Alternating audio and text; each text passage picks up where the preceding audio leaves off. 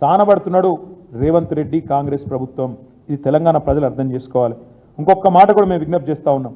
మేము ఆనాడు ధర్నాలు చేసినాం, డిమాండ్ చేసినాం. కేవలం లెటర్లు రాయడంతో ఆగిపోలేదు. టీబీజీకేఎస్ కానీ మా పార్టీ కానీ రోడ్ల మీద కూడా వచ్చి ఆనాడు ఉద్యమాలు చేసినాం, పోరాడినాం. 9.5 ఏళ్ళు కాపాడుకున్నాం సింగరేణి.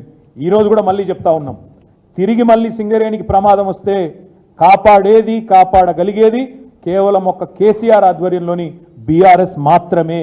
ఇది ప్రజలు గుర్తించాలని చెప్పి మేము కోరుతా ఉన్నాం.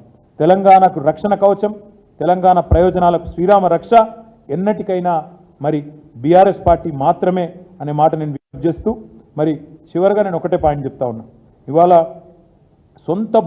సొంత గనుల్లో అంటే మన రాష్ట్రంలో ఉన్న బొగ్గు గనుల్లో బొగ్గు దవ్వుకునే హక్కును నిరాకరించడం అనేది దుర్మార్గమా కాదా ఒక్కసారి రాష్ట్ర ప్రజలు కూడా ఆలోచించాలా.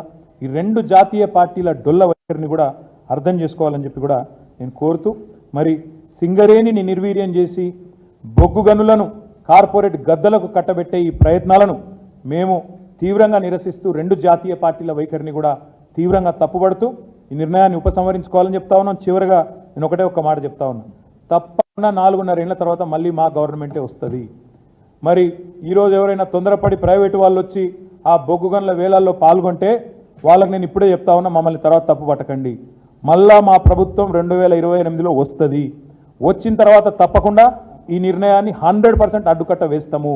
ఇప్పుడు ఎవరైతే రేపటి రోజున వేలంపాటలో పాల్గొనబోతా ఉన్నారో వాళ్ళు ఇది గమనించుకోవాలని చెప్పి కూడా నేను విజ్ఞప్తి చేస్తా ఉన్నాను. ఎందుకంటే మమ్మల్ని తర్వాత నిందించకండి, అయ్యో మాకు తెలియదు, అది 30 ఏళ్ళు మేము తవ్వుకునే గని, మీరు వచ్చి ఇట్లా చేస్తే ఎట్లా అట్లా చేస్తే ఎట్లా అని ఎవరన్నా అంటే తప్పు మాది కాదు. మేము ప్రధాన ప్రతిపక్షంగా తెలంగాణ ప్రజల పక్షాన, సింగరేణి కార్మికుల పక్షాన, సింగరేణి ప్రయోజనాల దృష్ట్యా మేము ఈ నిర్ణయాన్ని వ్యతిరేకిస్తున్నాం.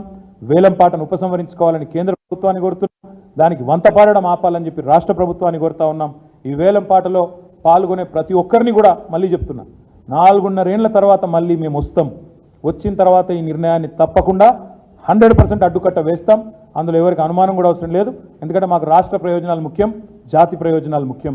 100% అడ్డుకట్ట వేస్తామనే మాట కూడా చెబుతూ ఈ వేలంపాట నుంచి, ఈ నిర్ణయం నుంచి కేంద్ర రాష్ట్ర ప్రభుత్వాలు ఉపసంహరించుకొని తప్పకుండా సింగరేణికి న్యాయం చేయాలని చెప్పి కూడా అలాంటి డైరెక్ట్గా చేయాలని చెప్పి కూడా కోరుతూ మీ అందరికీ కూడా ధన్యవాదాలు.